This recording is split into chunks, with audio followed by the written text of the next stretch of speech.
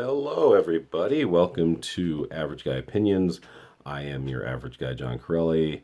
I'm going to call this episode 137, even though I'll probably put it before 130, the food one, uh, because today is May 16th, the 136th day of the year, and May 16th holds a very special place in my heart. It's the day that my grandmother died back in 2010. Now, today, I'm not near a window anymore because my son took over my bedroom, and I'm wedged in here now because I don't know, too nice. I don't know, spoil him. I don't know, but today's very overcast and rainy in Colorado, which is not. We're one of the sunniest states in the nation. On average, we get like 300 some days of sunshine a year, which is by far more than I think almost any place else, even Florida or California. But today is very overcast, supposed to remain like this. We got a lot of snow in the mountains this winter, so that kind of adds to that. It helps provide some moisture over the Denver area, which is great. Um, but the reason I brought up the weather is because when my grandmother died on the morning of May 16th, 2010, it was the opposite. It was a beautiful day. Birds were chirping as she passed this mortal plane.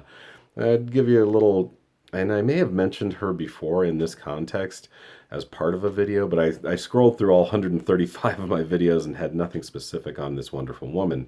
I know I've mentioned her a lot, and this will probably be a rehash of all of that, but be that as it may, here she is. My grandmother's name was Jeanne Royer. That was her married name after her third husband, I believe, or maybe second husband, but anyway, we'll get into that in a second. Let's discuss her death first, because that's fun. She succumbed to bladder cancer. Her second battle with bladder cancer. She was 84 years old, and I think you'd hit that age, and you do. You're just like, man, it's been a good life. I'm tired of fighting. She beat breast cancer when she was in her 60s, and I think that was it for her cancer battle. But she did not have the easiest life. She had a baby relatively young. She had my mom, I think, when she was 23. Let me see if I can do the math. She was born 25. Actually, she was only 22 and not far into being 22 when she had my mother. So she was, and she ended up being a single mother for the most part. That wasn't easy. She got a lot of support from her parents, but or actually her mother and her aunt. Male, us men on my mother's side are not the best. The later guys are. It's really funny. Maybe their picker's broken. I don't know, but their first guy that they reproduce with is often not great. That's true with my mom and my dad. And then the second guy that comes along is usually a pretty good dude and a pretty good stepfather, at least eventually in my case. In my mom's case, a very good man who unfortunately also died very early, right before I was born in the 60s. But anyway, this is more about my grandmother and the type of person she was. Brooklyn girl. She. I remember the reason I laugh is because even 50 years after the Dodgers left Brooklyn to go to Los Angeles, they left in 1956. My grandmother was still complaining about it late in life. She's like 80 years old, going, "I can't believe they went to Los Angeles." I'm like, Grandma, you had like three teams in New York. Somebody had to go to California. There were people there, and she's like, they could have built their own team. And she was like, you do have a point. It would be interesting to know what would it be like if the New York Giants were still in New York and did not become the San Francisco Giants, and if the Dodgers were still the Brooklyn Dodgers, and with the Yankees, would they have added the Mets in the 60s or 1962? I think was the first year the Mets came in. It'd be an interesting story or an interesting history if we had four baseball teams in one city. So grandma, sorry, I keep slanting up, but she did. She loved baseball. She loved horse racing. I mentioned my distaste for horse racing, but she loved horse racing. We watched the Kentucky Derby every year. She loved hockey and she loved the New York Islanders, and that's why I'm still a fan to this day of the New York Islanders. Not only because I like them and I like hockey, I also love my grandma, so that's a great thing. I lived in New York till I was 5 and a half. Many of you know that, and I got pretty tight with her. And then we used to visit maybe once, twice a year through the 70s and 80s. And then once the 90s or late 80s hit, I was doing my own thing. I had graduated high school. I was in college. Didn't get to see her much unless she'd visit here, which happened a couple times. And I got to visit out there a couple times. And then in 1993, after my second step father died of once again of horrific prostate and spinal cancer, I went and saw him moved to tears. This was a tough guy too. This was a guy that was in World War II, played Canada. He was a Canadian. But he went to World War II. He saw action. He was a hockey player. He got beat up playing hockey and was just a tough guy. And so it was really hard to see him driven to tears from the pain he was enduring due to this cancer. And it was hard to watch my grandmother deal with that too. When he died in 1986, and after much pleading from my mother, she joined us out here in Denver in 1993, where she spent the next 17 years, which is pretty great. And so I got to see her a lot. She had a lot of fun. She says some funny things, man.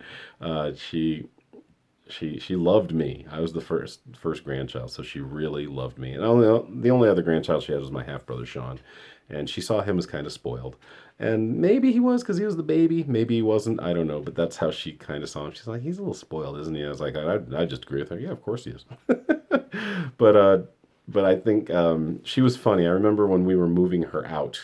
She was moving from Terra Village into like an assisted living facility, and it was nice. It was apartments. It was very independent. It wasn't like a nursing home. It was truly assisted living. Like if you needed something, you just buzzed. But for the most part, you were on your own. And she did very well there. This is called Edgewater Plaza, right by Edgewater Elementary School. For those of you familiar with the area, but she moved. We are moving her from Terra Village, and she's kind of a pack rat, like a lot of people, a lot of Americans are, and she's just not letting us unpack her freezer to get it to the next place. Like we gotta do this. What are we gonna do? Just leave it here? And so me and my brother got a big box and we just waited for her to leave. And as soon as she went out the door, we just started shoveling this shit. It was so, I mean, she had all kinds of crazy stuff. She had like a breadstick from Fazoli's wrapped in saran wrap in the freezer. Like, you're not going to eat this again. I mean, you're not going to eat this. But we did. So we said, "Look, get it all in the boxes and we'll truck it over there while she's out." And we're just shoveling it all in. And she comes back in the door. She forgot something. We're like, ah, shit. She looks at it. Yeah, just a couple of morons just gonna do what you want, you couple of fools. And she just left and slammed the door, and we had a nice laugh over it, and we just kept shoveling the food into the box because, like, Grandma, you're moving. I don't know what you think. You're not taking the fridge whole, so we gotta get stuff out of here and get going. But and I've mentioned this before that she stood up in. At the end of the Titanic, the movie. I wasn't there. I wish I would have been. My parents were there.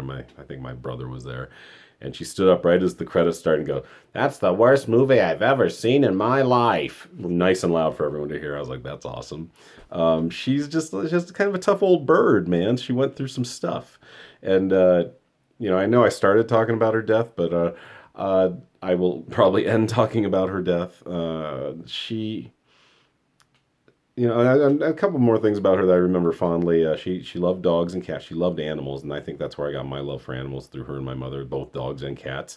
All three of us love them equally. We don't have a preference, and so I've always thought that was kind of cool. It just feels almost like that's genetic. Like I like dogs and cats equally. But yeah, when she died. There are a few things I remember very fondly. Fondly. But I want to mention ice cream sandwiches on Long Island, or not ice cream sodas. She made a mean ice cream soda. She just knew how to do it. It was one of my favorite things. Even when I was like visiting there in my 20s, I was like, "Please," and she's like, "Yeah, I can do that." That was great. So anyway, back to, as I mentioned before, she died of cancer, and then she just. Went into hospice care the last couple of weeks, and my brother really stepped up. He had to like change her. I'm going to call it a diaper, but she had to, he had to change her and bathe her, and he really stepped up. And I was working. I had my family in Aurora, so I had to visit when I could. But a few good memories I remember. We were watching a hockey game. It was one of the most iconic hockey games ever in the history of the league because I think it was Boston and Philly. And I can't remember which team came back, but one of the teams was down 3-0, came back, got into the seventh game, and in the seventh game, they were down 3-0 in the game. They came back and won it in overtime. I remember my grandma was in and out of consciousness, and I was like, "Grandma, this game's amazing. The series is amazing. These guys are going to come down from 3-0 in the series and in the seventh game to win this thing," and they did. And it was cool because she would grab. I'd let her know. I said, "Grandma, I'm going to the bathroom now," and she'd grab for me because I knew that we had that bond. And the morning she died, my mom and I thought she was going to die in the middle of the night. We both fell asleep, And then I was awakened by my parents. They had gotten Starbucks like 5 in the morning. Like I said, it was a beautiful day out, and I heard them whispering. I was like, they're like, she's gone. I was like, oh, I, it's weird, but it was something I didn't want to miss. I wanted to be there for her last breath. And I was like, oh man. And so I walked out and I held her hand and I said, I looked down at her face. I said, I love you, Grandma. And she did one little last breath. And I felt like that was for me. I don't, and now you know me, I'm an atheist. I don't believe in God. I don't believe in any of that stuff, but I do believe in the power of the mind. And that maybe she was waiting for me to say goodbye. And she got to say her little goodbye, just like a little last breath. And that was it. Thank you, Grandma. And I love you. If there is a heaven, I hope I see you there. And I hope you're still making amazing ice cream sodas. And we'll watch the Islanders the rest of our eternal lives. Okay, guys, thanks. I went a little overtime on that, but she's a great lady. We'll talk to you guys next time. Thanks. Bye.